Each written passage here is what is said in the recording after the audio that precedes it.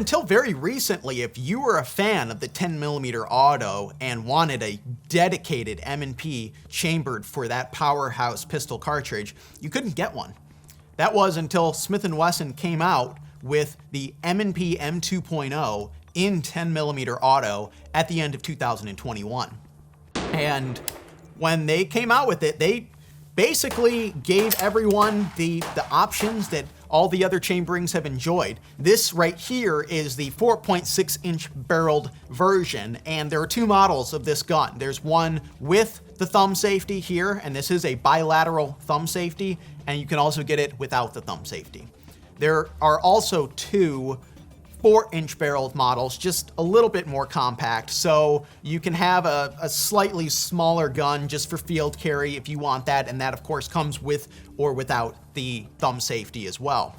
Looking at the gun itself, the 10mm being such a powerhouse cartridge, they needed a big frame to build the gun on, and so Smith & Wesson started with the frame that it builds its 45 ACP M&Ps off of. So this is a bigger frame than we're used to seeing on a lot of the M&Ps.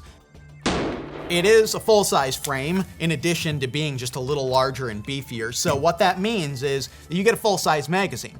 And so it's a 15-round magazine in 10mm, which that's a welcome capacity in what is already a powerful gun.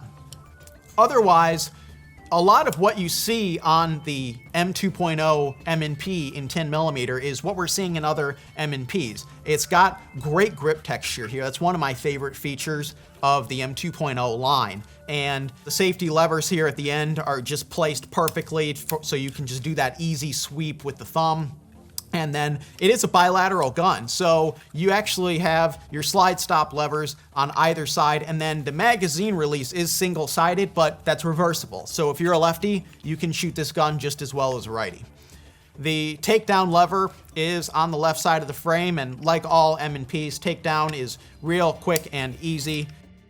One of the things that we're starting to see in the M&P M2.0 lineup that we didn't have until recently is this new trigger design.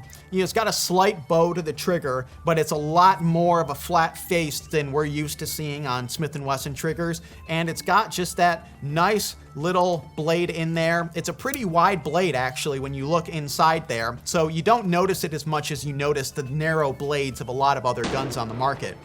And it's got a great press, it's got a crisp break, it's a really nice trigger for a factory gun.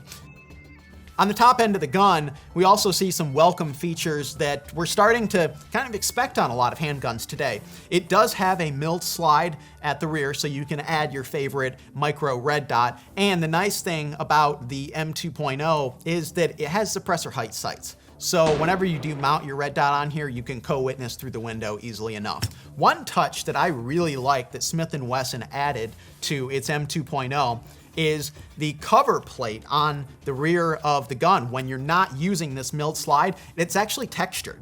And the reason for that is it just gives you a little extra grip.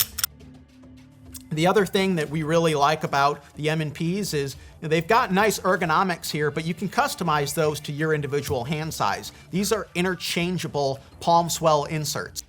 And so finally, if you love all the features of the Smith & Wesson M&P M2.0 and have been longing for a 10mm model, here's your gun.